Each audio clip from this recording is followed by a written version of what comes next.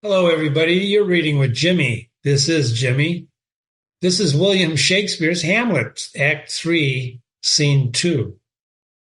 We left off with Hamlet and Ophelia talking, and Hamlet making Ophelia feel very, very bad. And then with the king and Polonius listening, they were all listening to Hamlet's famous to be or not to be speech. And they go off and they decide that he's going to send Hamlet to England for a change of scene. Scene 2, Act 3. The Soom, a hall in the castle. Hamlet and several players. It's the same, not the Soom. Sorry. Hamlet. Speak the speech, I pray you, as I pronounced it to you, tripping on the tongue, but if you mouth it, as many of your players do, I had as lief the town crier spoke my lines, nor do not saw the air too much with your hand, and thus, but use all gently. For in the very torrent, tempest, and as I may say, the whirlwind of passion, you must acquire and beget a temperance that may give it smoothness. Oh, it offends me to the soul to hear your robustness, periwig panted fellow, tear a passion to tatters, to very rags, to split the ears of the groundlings, who for the most part are capable of nothing but inexplicable dumb shows of noise. I would have such a fellow whipped for overdoing temperament. It out of the Herod's Herod. Pray you, avoid it. He's giving instructions to players on how to read their lines. Now, why is he doing this? Why is Hamlet doing this? How does he know how to do this? Well, it's another piece of evidence that if you're an actor, you're not always doing what you really are. You're acting, right? And one of the questions we've been asking ourselves throughout this play and continue to ask ourselves is Hamlet mad or is he acting mad? And here's evidence that he really understands acting, doesn't he? Huh? What do you think? First player says, I warrant, Your Honor, Hamlet, be not too tame neither. He goes on with his instructions. But let your own discretion be your tutor. Suit the action to the word, and the word to the action. And with this special overstep, not the modesty of nature, for anything so overdone is from the purpose of playing, whose end, both at the first and now, was and is to hold, as it were, the mirror up to nature, to show virtue her own feature, scorn her own image, and the very age and body of the time his form and pressure. Now this overdone, or come tardy of, though it make the unskillful laugh, cannot be make the judicious grieve. The censure of that which one must, in your allowance, overweigh a whole theater of others. Oh, there be players that I have seen play and heard others praise, and that highly, not to speak of profanely, that neither having the accent of Christians nor the gait of Christians, pagan nor man, have so strutted and bellowed that I've thought that some of nature's journeymen had been made men and not made them very well. They imitated humanity so abominably. He's basically, again, talking to them about how he expects them to act. First player. I hope we have reformed that differently with us, sir. Reform it altogether, and let those that play your clowns speak no more than is set down for them.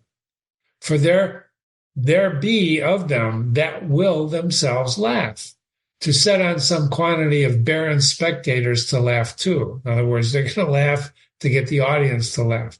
Though in the meantime, some necessary question of the play be considered. They're going to take away from the theme of the play.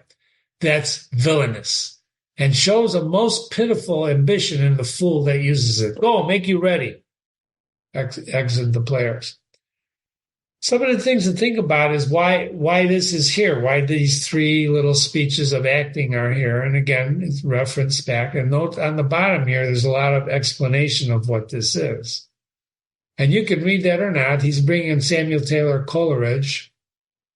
This dialogue of Hamlet with the player says Coleridge, Samuel Taylor Coleridge, a famous English essayist. Good guy to read, by the way.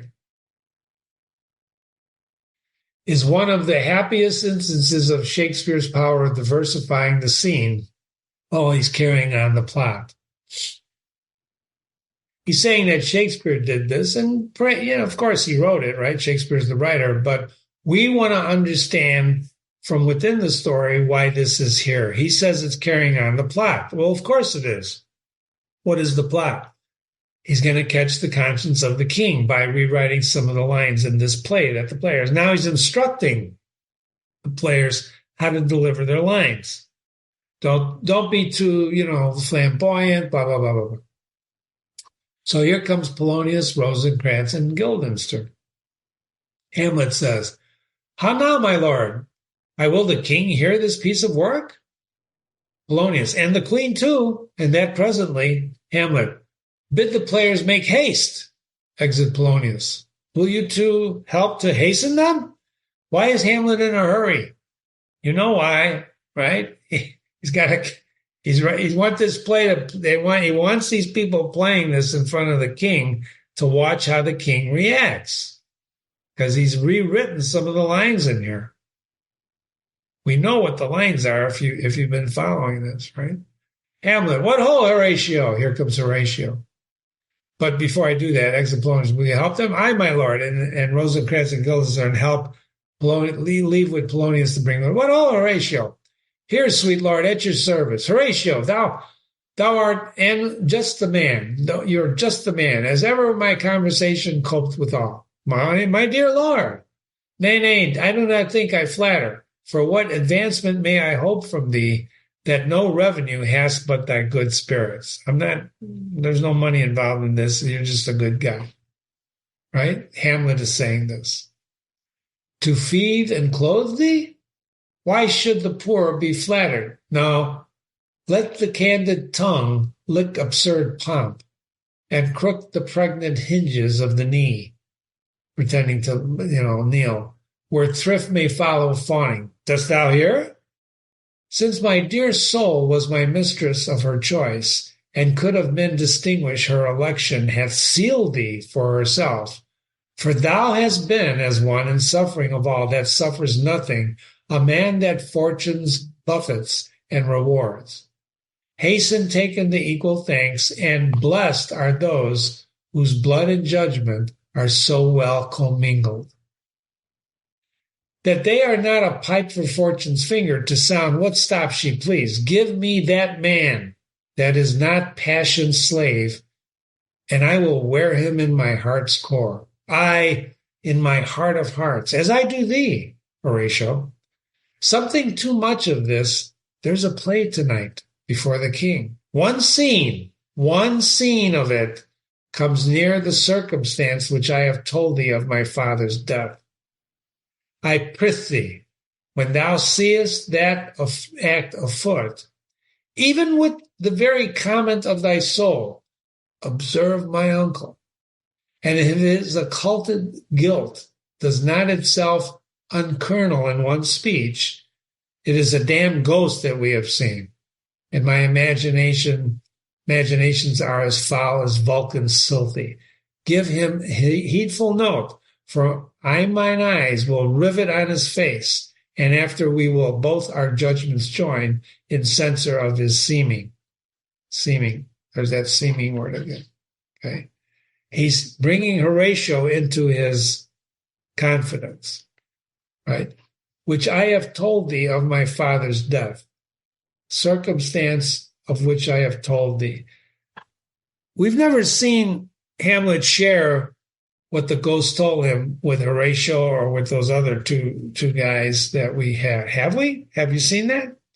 So this is evidence here that he has shared with Horatio, of which I have told thee of my father's death, the circumstance. How much detail? We don't know. But he definitely is pulling in Horatio to watch the reaction of Claudius to this. Because he says, if that guilt doesn't unkernel in one speech, in other words, it doesn't reveal itself, it's a damn ghost we've seen. Remember, he's still struggling whether or not this is a ghost or a demon that told him what happened to his father. Very important to remember that. Horatio says, well, my lord, if he steal aught the whilst of this play is playing and escape detecting, I will pay the theft. They are coming into play. I must be idle. Get you to a place, Hamlet says. Right? Danish flourish. Enter the king and the queen and Danish flourish, right? The horns are trumpeting. Polonius, Ophelia, Rosencrantz, Guildenstern, and others. Everybody's coming to the play, right? King says, how fare our cousin Hamlet? Hamlet says, excellent in faith of the chameleon's dish. I eat the air. Promise crammed, you cannot feed capon so. King, I have nothing with this answer. Hamlet, these words are not mine. No, not mine now. To Polonius, my lord, you played one in the university, you say? Played what? That I did, my lord. I was accounted a good actor. Well, how did you enact? Polonius, I did enact Julius Caesar. I was killed in the Capitol. Brutus killed me. Hamlet, it was a brute part of him to kill so capital a calf there. Be the players ready? Remember this scene later on. I want to remember what Polonius is saying. He was an actor. He played Julius Caesar, and he was killed. Brutus killed me. Remember that. If you read the story already and you're just revisiting it, you know what I'm talking about. And if you didn't, if you're reading it for the first time with me, remember this. But anyway, he's still acting great, right? Faith. Excellent. I'm doing faith. And faith of the chameleon's dish. What's a chameleon? Changes, right? He changes. He's a chameleon. He's not, right? I eat the air. Promise cram. You cannot feed capon so. What does he mean? I eat the air. He's waiting for that play. He's going to eat the air. He can't wait for these players to say what he wrote. Isn't this exciting? Rosencrantz says, Aye, my lord, they stay upon your patience. Queen, come hither, my dear Hamlet, sit by me. No, good mother, here's a metal more attractive. He's going to sit not by his mother. Polonius, why? He wants to watch the king, right? To the king. Oh, how do you mark that, lady? I shall lie in your lap, lying down at Ophelia's feet. Oh, no, my lord. I mean my head upon your lap. Aye, my lord. Do you think I meant country matters? I think nothing, my lord. That's a fair thought, to lie between a maid's legs. What is, my lord? Nothing. You are merry, my lord. Who, I? Aye, my lord. Oh, God, you're only a jig maker. What should a man do but be merry? For look, how cheerfully my mother looks at my father died within these last 2 hours. He's exaggerating, of course, right? But he is happy. He's happy now that he's going to find out the truth, whether or not he's looking at a demon or his father. Okay. Ophelia, nay, it's twice 2 months, my lord. So before he says, my father died within these 2 hours. She corrects him by saying, no, twice the 2 months, my lord. Hamlet, so long? Nay, then let the devil wear black, for I have a suit of sable. Oh, heavens, died 2 months ago and not forgotten yet? Then there's hope. A great man's memory may outlive his life half a year. But by Our Lady, he must build churches. Sorry. He must build churches. I'm sorry. Go back.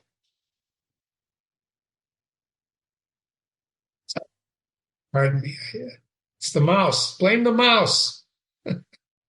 Blame the mouse. Hold on. Okay. He must build churches. Where was I? Oh, heavens, 2 months ago and not forgotten yet. He must build churches then, or else shall he suffer, and not thinking on with the hobby horse, whose epitaph, the hobby horse is forgot. He's still acting a little weird, right? You know what a hobby horse is? It's a rocking horse.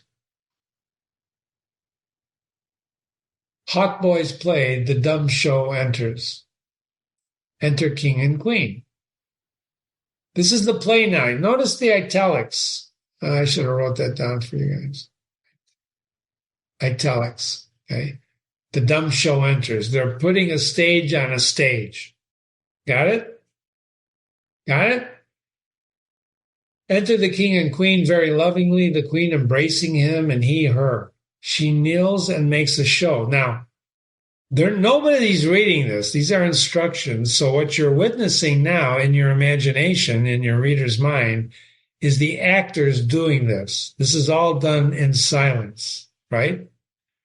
The king and queen enter lovingly, the queen embracing him, and he, her. She kneels and makes a show of protestation. He takes her up and declines her head upon her neck, lays him down upon the bank of flowers. She, seeing him asleep, she leaves him.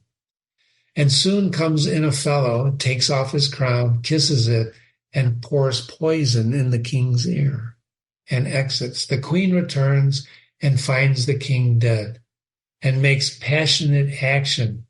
The poisoner, with some 2 or 3 minutes, comes in, seeming to lament with her. The dead body is carried away. The poisoner woos the queen with gifts. She seems to loathe and unwilling for a while, but in the end accepts his love. So this is all acted out in silence. And then they exit. They exit. Well, Ophelia says, What means this, my lord? Hamlet says, Mary, this is mischief Meleko.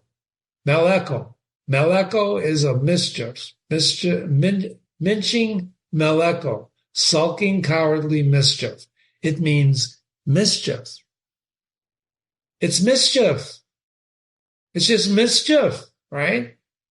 But like this show, says Ophelia, imports the argument of the play. Enter the prologue.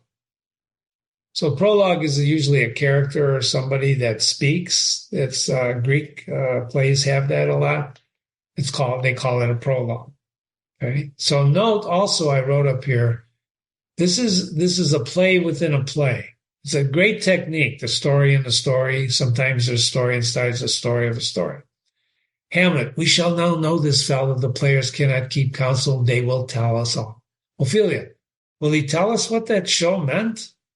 Well, Hamlet, I, or any show that you'll show him, be not you ashamed to show. He'll not shame to tell you what it means. Ophelia, you are not. I'll mark the play. In other words, I don't know what you're talking about. Prologue says, for us and for our tragedy, here stooping to your clemency, we beg your hearing patiently. And he walks off the stage. So he's basically saying, pay attention now, we're gonna do this play. Hamlet, is this a prologue or a posy of a ring? Ophelia, it's pretty brief, my lord. And Hamlet goes, as a woman's love, here come the king and queen. Not Claudius and Gertrude, but the player king.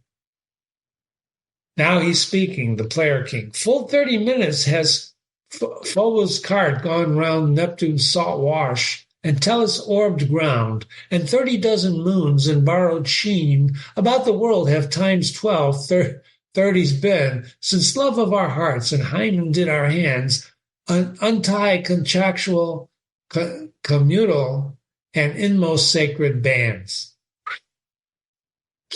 The player queen says, so many journeys may the sun and the moon make us up again, count for ere our love be done. But woe is me, you've been sick of late, so far from cheer and from your former state that I distrust you.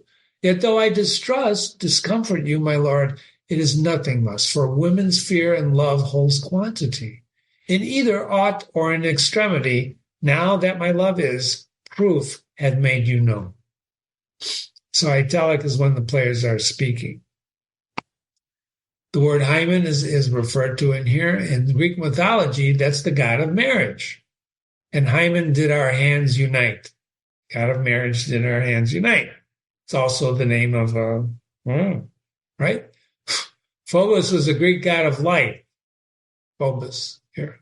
Oh, I should have highlighted that. Phobos. The Greek god of light, right? The Greek god of light, prophecy, poetry. So they're referring. Now remember, the people in the audience know who these people are. They're way smarter than us, right? We got to look these things up, but they know who they are. They've been brought up with word of mouth, Greek mythology. Full 30 times has Phobos carved Neptune's salt water washed Tellius's orbed ground. In other words, the world's been spinning, right? All right, enough of that Greek stuff. Here's Coleridge again. The style of the interlude here is distinguished from the real dialogue by rhyme, as in the first interview with the players.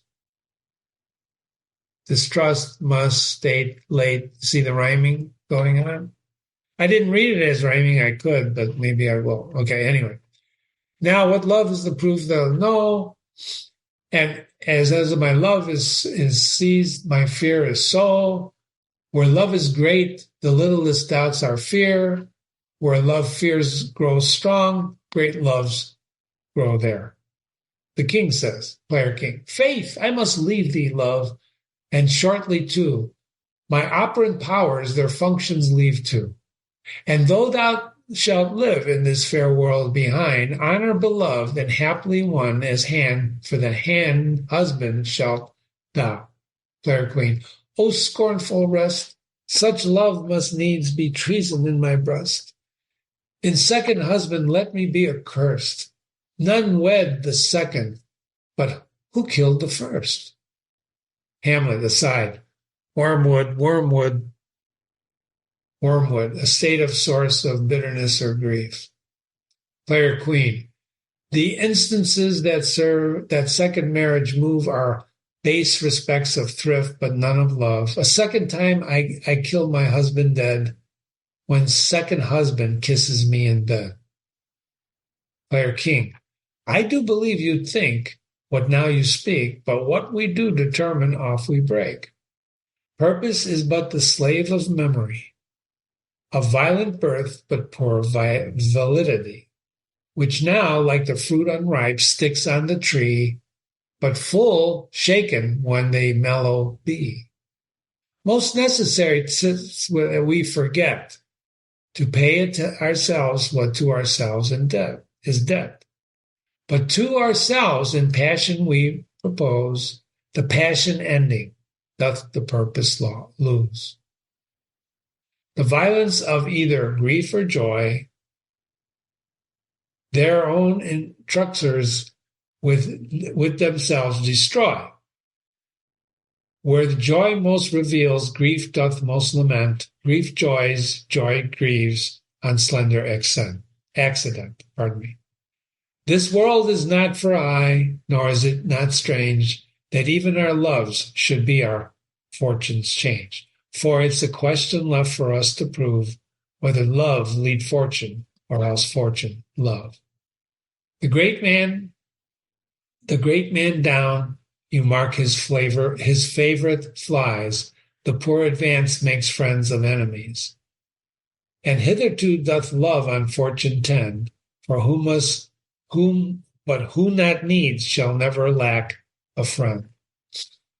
This is pretty long. Remember what Aristotle said about being long. We don't want it too long, right? And who in want a fellow friend doth try, directly seasons him his enemy. But orderly too, and where I begun, our wills and fates do so contrary run, that our devices still are overthrown, our thoughts are ours, their ends none of our own. So think thou wilt my second husband wed, but die thy thoughts when thy first lord is dead. The player queen. Nor earth to me give food, nor heaven light, sport and response lock me from me day and night. To desperation turn my trust and hope, and anchored cheer in prison be my scope.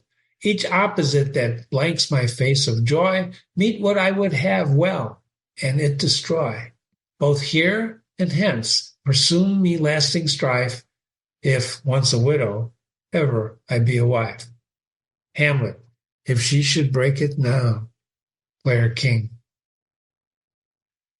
It's deeply sworn. Sweet, leave me here a while. My spirits grow dull and faint, and I would beguile the tedious day with some sleep. So the player king goes to sleep. Player queen. Sleep rock thy brain, and never come mischance between us twain. She exits. Hamlet. Madam, how do you like this play? The queen. The lady protests too much, methinks. The lady protests too much. What lady? The queen lady here. They're talking about the possibility of something happening to the first husband, about getting a second husband, blah, blah, blah, right? Hamlet. Oh, but she'll keep her word. King. Have you heard the argument? Is there no offense in it? Hamlet. No. They do but jest. Poison and jest, no offense in the world. What do you call this play? The king says. The Mousetrap. Marry how? Tropically. This play is the image of the murder done in Vienna. Gonzago is the duke's name. His wife Baptista. You shall see soon, anon. 'Tis a knavish piece of work. But what o' that, your majesty, and we would have free souls, it touches us not. Let the galled jade wince, our withers are unwrung. Wince, give slight involuntary grimace. So he's basically, it's a play. Enter Licinius. This is one Licinius, nephew to the king, says Hamlet. Ophelia, you are as good as a chorus, my lord. Chorus was in Greek plays, they would come out and they would talk and explain the play. So she's telling Hamlet, you're as good as a chorus. And Hamlet says, I could interpret between you and your love if I could see the puppets dallying. Ophelia says, you are keen, my lord, you are keen. It would cost you a groaning to take off of my edge. Still better and worse. So you must take your husbands, begin murderer, pox, leave the damned faces and begin. Come, the croaking raven doth bellow for revenge. Doth bellow for revenge. Licinius, who's one of the play actors. Thoughts black, hands apt, drugs fit, the time agreeing. Counterfeit season, else no creature seen. Thou mixture rank of midnight weeds collected with Hecate's ban, thrice blasted, thrice infected, the natural magic and dire property on wholesome life, usurp immediately. And he pours poison in the sleeper's ears. Hamlet, he poisons him in the garden for his estate. His name's Gonzago. The story is excellent and writ in choice Italian. You shall see soon anon how the murderer gets the love of Gonzago's wife. Ophelia, the king rises. Which king is that? Hamlet, what frightened with false fire? Queen, how fares my lord? Polonius, give over to play. King, give me some light, away. Oh, lights. Exit all but Hamlet and Horatio.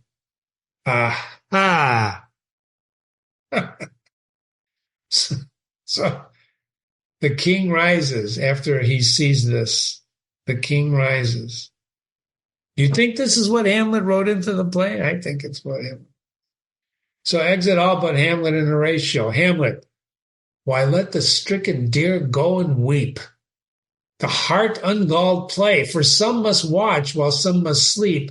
So goes the world away. Would not this, sir, be the forest of feathers? If the rest of my fortunes turn Turk with me, with 2 provincial roses on my razored shoes, give me a fellowship in the cry of the players, sir. Half a share. Oh, whole one. Aye, for whose thou knows, oh, Damien dear, the realm dismantled, was of love of himself and now reigns here.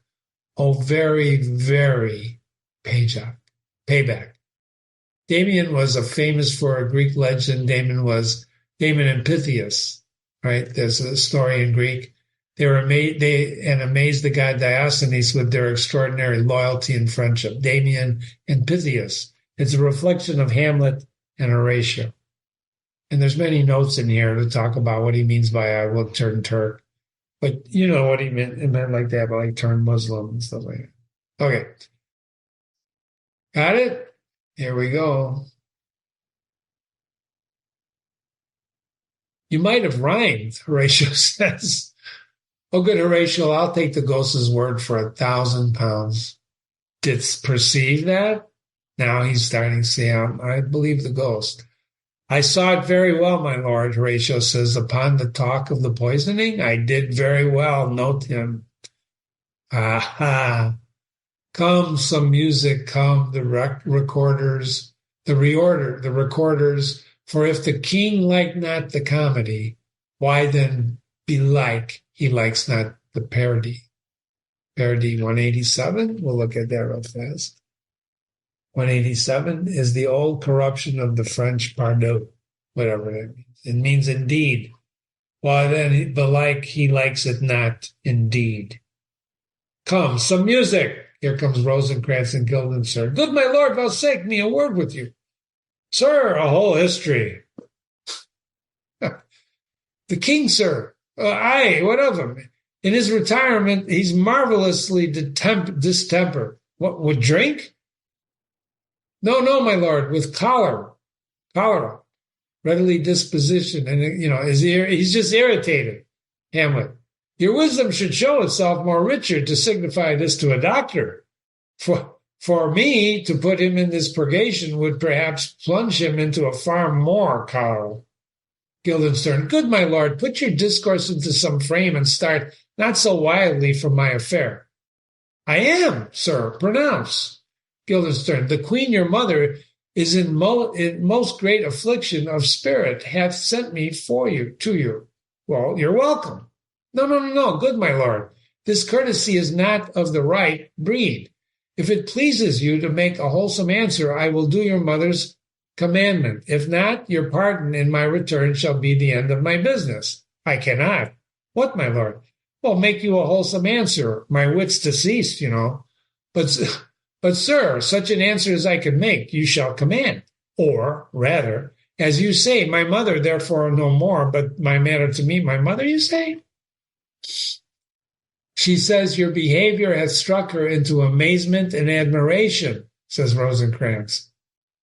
Hamlet, wonderful son, that can astonish a mother. But is there no sequel at the heels of his mother's admiration? In part. What did she say? Rosencrantz, she desires to speak with you in her closet ere you go to bed in her rooms. Hamlet, we shall obey. Were she 10 times our mother? Have you any further trade with us? Rosencrantz, my lord, you once did love me. Hamlet, well, I still do. But these prickers and stealers, Rosencrantz, good my lord, what is your cause of distemper? Why are you so, nuts? You do surely bar the door upon your own liberty, and if you deny your griefs to your friend, you should be talking to us. Hamlet, I lack advancement. Rosencrantz, how can that be when you have the voice of the king himself and for your succession in there? Aye, but sir, while the grass grows, the prophet is something musty. Here come the players again with reorders. Pardon me. Oh, the reorders. Let me see them to withdraw you. Takes Guildenstern aside. Why do you go about to recover the wind of me as if you would drive me into a toil? Guildenstern, no, my lord. If my duty is too bold, my love is too unmanly. I do not well understand that, says Hamlet. Will you play upon this pipe? My lord, I can't play a pipe. I cannot. I pray you. No, believe me, I cannot. I beseech you. I know no touch of it, my lord. It's as easy as lying. Govern your visages with your lingerers and thumb, and give it breath to your mouth, and it will discourse most eloquent music. Look you, these are the stops. He's showing him how to play the pipe, right? Guildenstern. But I cannot command the utterance of harmony. I don't have the skill. Why, look at you now. How unworthy a thing you make of me. You would play upon me.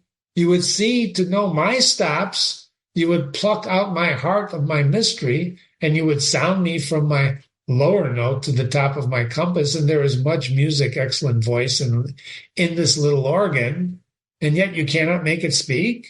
Do you think that I am easier to be played than this pipe? Call me what instrument you will, though you confront me, and you cannot play upon me.